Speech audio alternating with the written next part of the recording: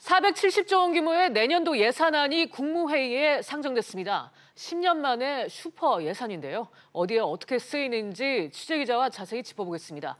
이한승 기자가 나와 있습니다. 이 기자, 네. 내년 예산을 두고 10년 만에 슈퍼 예산이다. 이런 형용사들이 나오고 있는데 어느 정도 규모입니까? 네, 내년도 예산안 총 지출 470조 5천억 원입니다. 올해보다 9.7% 증가한 건데요. 이는 글로벌 금융위기 때인 지난 2009년 이후에 10여 년 만에 가장 높은 증가율을 보인 것입니다. 최근 세수 호조에 따른 수입 증가를 감안하여 재정 지출 규모를 확대함으로써 일자리를 만들고 경제의 역동성을 살리며 국민 삶의 질을 향상하기 위한 것입니다. 네, 정부는 지출이 늘었어도 세수 호황 때문에 이 재정 수지와 국가 채무에 미치는 영향은 제한적일 것이라고 내다봤습니다. 네, 이 기자, 내년도 예산은 어디에 중점적으로 쓰인다고 보면 될까요? 네, 아무래도 정부는 현 정부의 어떤 최대 과제라고 할 수 있는 일자리와 소득 분배 쪽에 쏟을 것으로 보이는데요. 네. 내년도 일자리 예산은 23조 5천억 원으로 올해보다 22% 늘어났습니다. 이는 역대 가장 높은 증가율입니다. 청년 채용을 지원하는 것은 물론이고요. 또 5, 60대 신중년들의 전직을 지원하거나 재취업을 유도하는 데 쓰일 것으로 보이고요.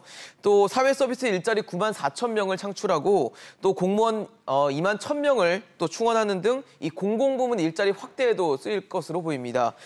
그리고 소득 분배 개선 등 복지 분야에 162조 원 가량이 쓰이는데요. 이 기초연금과 장애인연금 등 저소득층 소득 확대되고 또 영세 소상공인과 자영업자에 대한 지원도 강화됩니다. 그리고 실업급여 지급액과 기간이 늘어나고 6개월간 일자리를 구하는 청년들에게 이 월 50만 원씩 지급하는 청년 구직활동 지원금도 신설이 됩니다. 그리고 연구개발에는 20조 4천억 원이 투자가 돼서 처음으로 연구개발 예산으로는 20조 원을 넘어설 것으로 보입니다. 네, 일자리에 중점을 두고 있다는 걸 확인할 수 있겠고요. 그 외에 이제 새로운 사업이거나 아니면 시청자분들이 관심을 가질 만한 그런 사업들도 있습니까? 네, 사실 굉장히 많은 예산안의 내용들이 담겨져 있는데요. 제가 몇 가지 좀 취사 선택을 해봤는데 이 대중교통을 이용하기 전후에 걷거나 자전거를 타면 이동거리만큼 마일리지를 적립해서 이 교통비의 30% 수준을 절약하게 해주는 이 광역 알뜰 교통카드라는 게 있는데요. 올해는 세종시 등에서 시범 사업으로 진행을 해왔는데 이 내년부터 정식적으로 추진이 되고요. 또 현재 16,000원인 예비군 동원훈련 보상비가 내년에는 2배인 32,000원으로 오릅니다. 그리고 기업과 근로자가 휴가비를 함께 적립을 하면 이 정부가 최대 10만 원의 휴가비를 추가적으로 지원을 하는데요. 그 지원 대상이 2만 명에서 10만 명으로 더 늘어나게 됩니다.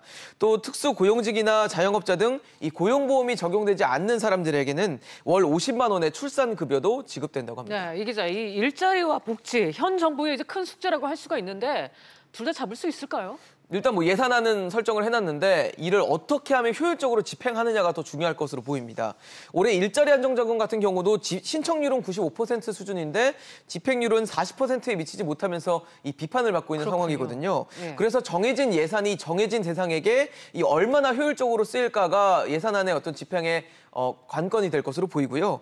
또 복지 예산이 늘면 정부 재정으로 생긴 소득, 그러니까 이전 소득이라는 게 늘어나는데 이 재정 지출은 내수 진작에도 한계가 있는 만큼 일자리를 실제적으로 창출을 해서 근로소득을 얼마나 높이느냐가 중요할 것으로 보입니다.